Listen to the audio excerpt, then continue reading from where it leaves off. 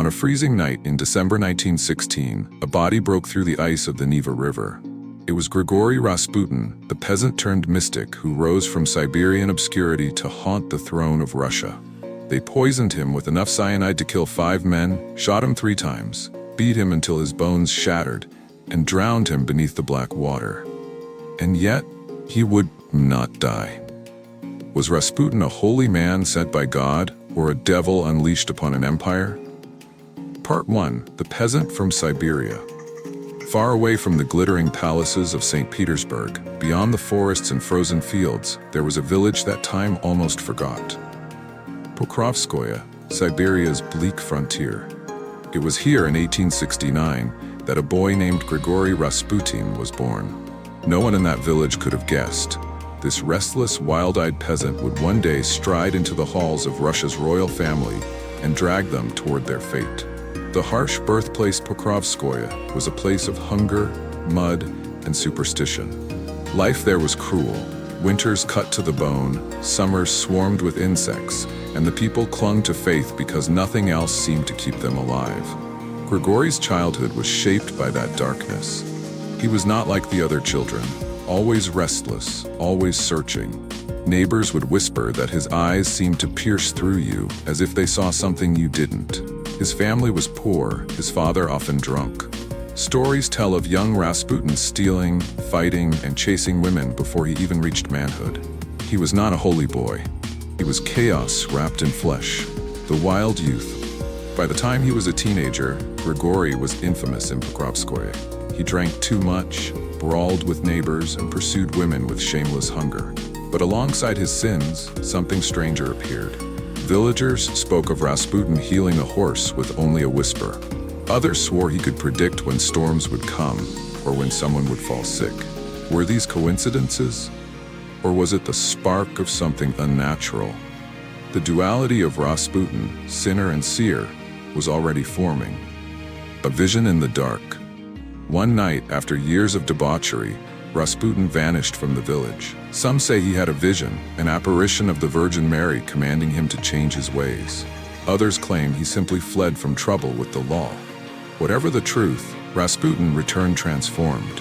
He stopped cutting his hair, let his beard grow wild, and wandered the countryside as a starets, a wandering holy man. He prayed loudly in the streets. He claimed to see visions.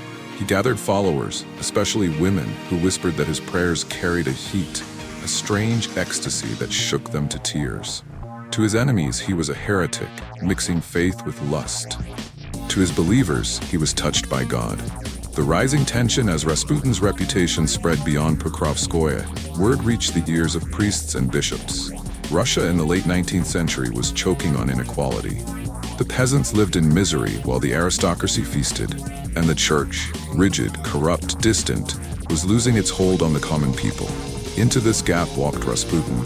He was not polished, he was not educated, but he was real. His words, raw and wild, spoke directly to the suffering. He preached that sin could bring you closer to God, that one must fall to rise again. It was shocking, blasphemous, and irresistible. His charisma became a fire. Pilgrims sought him out. Women claimed he brought them peace, even healing. Priests whispered he might be a false prophet, maybe even the Antichrist. And yet, powerful men invited him to their homes, curious to see if the rumors were true. The twist of fate. In 1897, Rasputin's journey took him far from Siberia. He walked, yes, on foot, for months across the Russian wilderness toward the great monasteries. There, he claimed to seek truth, to find God's light. But whispers followed him. Some monks said he had no discipline, that he seduced women in secret. Others admitted reluctantly that when he prayed over the sick, they sometimes rose from their beds. It was this contradiction, filth and miracle, that made Rasputin magnetic. People couldn't look away. He was too strange, too dangerous, too fascinating. The eyes of the mystic. By the early 1900s, Rasputin had built a reputation as a man who could see into your soul. His piercing stare became legendary. Aristocrats described feeling naked under his gaze. One countess wrote, "When Rasputin looked at me, it was as though he reached inside my chest and touched my beating heart." The holy man from Siberia was now walking the corridors of power. Invitations carried him closer and closer to the capital, closer to the Romanovs themselves. The peasant had crossed the threshold. The empire was about to meet its doom. Conclusion of Part 1. From the frozen mud of Pokrovskoye to the candlelit halls of Russia's nobility, Rasputin's path was paved with contradiction. A drunk, a thief, a healer, a mystic. To some, a messenger of God. To others, a wolf in a monk's robe. But one truth was undeniable. His rise had begun. And Russia, already trembling under famine, unrest, and revolution, would soon feel the full weight of the mad monk's shadow. Message: Rasputin's story reminds us, history is not made by saints alone. Sometimes it is the flawed, the broken, the dangerous who leave the deepest mark. From the most forgotten corners of the world can rise a force that bends empires toward ruin. Part 2. The Healer of the Tsar. The Russian Empire was crumbling at the edges. Famine, unrest, whispers of revolution. Yet inside the gilded walls of the Winter Palace, the Romanovs clung to hope in the frail body of a single boy. Tsarevich Alexei, heir to the throne, was cursed with hemophilia. One fall, one bruise could kill him. Doctors failed, medicine failed. The empress prayed, and then whispers began of a strange peasant from Siberia, a man with piercing eyes, a man who could heal with prayer. His name was Rasputin, the fragile heir. Alexei Nikolaevich was the jewel of the Romanovs, but he was born fragile, bleeding at the slightest wound. The empire's future hung by a thread, and every night Empress Alexandra wept in silence, fearing her son would not survive. For her, Rasputin was not just a mystic. He was salvation. The first time he prayed over Alexei, the boy's bleeding slowed. His pain eased. Alexandra saw it as a miracle. Historians debate endlessly what truly happened. Did Rasputin calm the boy so his blood pressure dropped? Did his presence reduce the mother's hysteria, allowing natural recovery? Or was it simply coincidence? But to Alexandra, there was no doubt. Rasputin had touched her son's life in a way no doctor could. The rise in court. From that moment, Rasputin was no longer a wandering peasant. He became a shadow at the Romanov court. Nicholas II, cautious and aloof, tolerated him. But Alexandra adored him, saw him as God's instrument. She wrote letters calling him our friend, describing his eyes, his words, his blessings. Rasputin, once mocked in Siberia, now whispered into the ears of the most powerful family in Russia. Ministers despised him, priests warned against him, but Alexandra's faith only grew deeper. The more enemies attacked him, the more the empress clung to him. A scandal of power. Soon, rumors exploded. Rasputin healed the Tsarevich? Perhaps. Rasputin controlled the empress? Certainly. Rasputin seduced noblewomen, even the empress herself? Whispers spread like wildfire. Pamphlets showed lewd drawings of Rasputin in Alexandra's chambers. Political cartoons depicted him as a puppet master, pulling the strings of the throne. The truth mattered little. What mattered was perception, and in perception, Rasputin was becoming the dark heart of the monarchy. The people began to see their rulers not as divine protectors, but as puppets of a drunken peasant sorcerer. Faith and hypocrisy. Yet Rasputin's duality remained intact. Even as he stumbled out of brothels, reeking of alcohol, he could still return to the palace and soothe the boy's pain. Even as he was accused of heresy, Alexandra defended him as a man of God. This paradox fueled his legend. Was he sinner or saint, devil or healer? The lines blurred, and with every blurred line, his grip on history tightened. The growing shadow.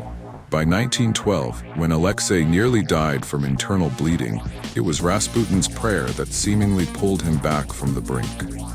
For Alexandra, this was proof beyond doubt. Rasputin was chosen by God to guard her son, and by extension, the empire. But for the nobility, Rasputin had become intolerable. They saw a dirty monk leading the empire by the leash of a desperate mother. The Romanovs' enemies had always been many. Now they had a symbol to rally against: Rasputin. Conclusion of Part 2.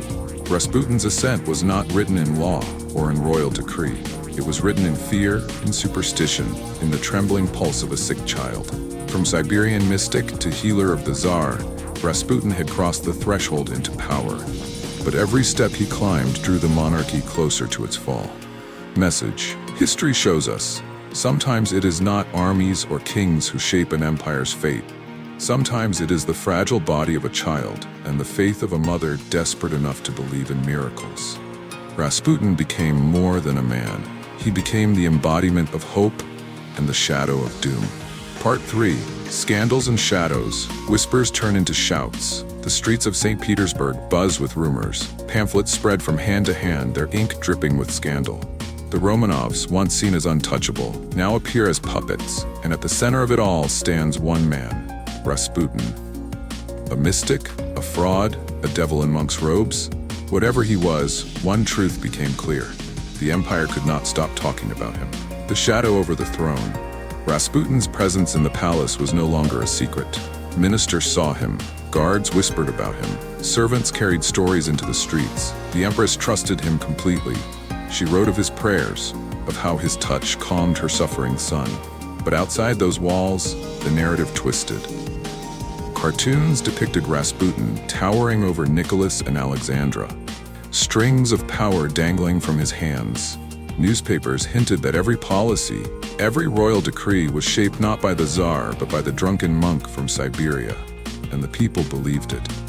The rumors of lust, more poisonous than politics, were the whispers of desire. Rasputin, it was said, seduced noble women, humiliated husbands, and claimed that sin brought one closer to God. Some stories painted him as a holy man who used intimacy to cleanse the soul. Others portrayed him as a predator who exploited faith for pleasure. In the public mind, these two images fused, Rasputin the holy man and Rasputin the debaucher. The paradox was too scandalous to ignore. And when pamphlets accused him of corrupting even the empress herself, outrage boiled. The fall of trust. Russia in the 1910s was fragile. Poverty, famine, war, the people's faith in their rulers was crumbling, and Rasputin became the perfect symbol of their disgust. When soldiers went hungry at the front, they cursed Rasputin. When peasants starved in villages, they whispered, "The empress listens to the devil." When ministers lost their posts, they muttered, "The monk decided." Every failure of the Romanovs became tied to Rasputin's name. He was no longer just a man, he was the embodiment of corruption. A prophecy of doom. In the midst of scandal, Rasputin spoke words that chilled even his enemies. He warned Alexandra, "If I am killed by peasants, the dynasty will endure. But if I am killed by nobles, the throne will crumble, and within 2 years your family will fall." It sounded like madness, but it was also a curse. And curses, once spoken in Russia's icy heart, were not easily forgotten. The dangerous paradox. Here lay the contradiction that made Rasputin unforgettable. To Alexandra, he was hope. To the nobility, he was corruption. To the people, he was the demon haunting their empire. And to history, he was all of them at once. Conclusion of Part 3. The scandals around Rasputin were not just personal, they became political weapons. Every rumor, every cartoon, every whisper dragged the Romanovs deeper into disgrace.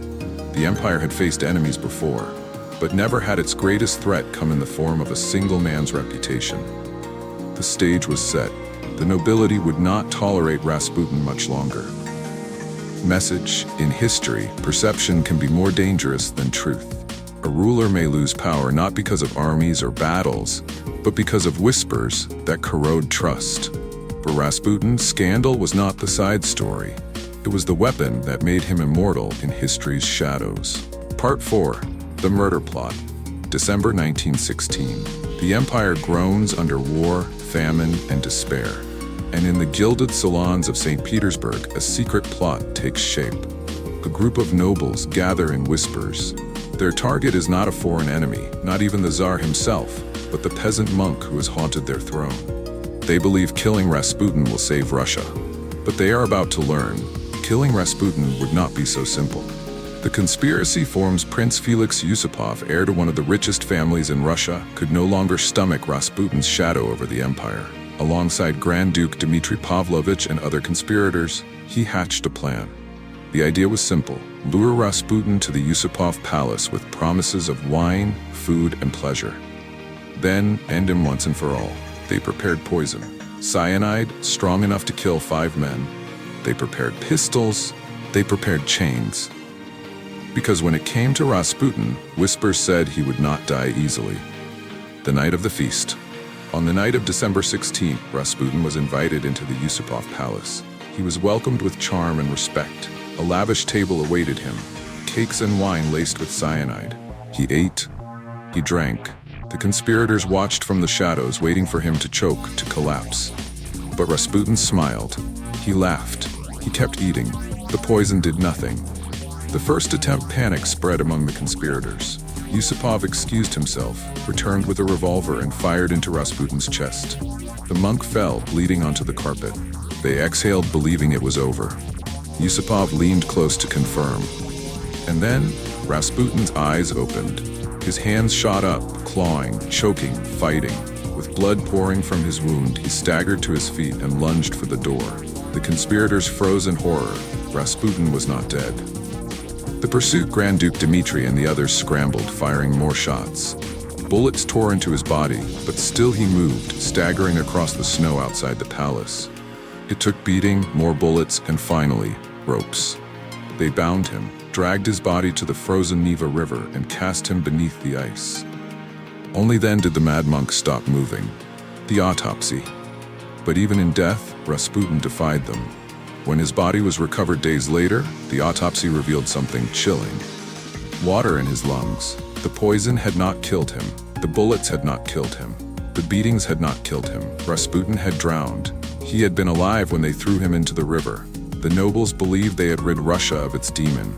In truth, they had created a legend. The curse fulfilled. Rasputin had warned Alexandra, "If nobles kill me, within 2 years your family will fall." And so it was. Within months, revolution tore Russia apart.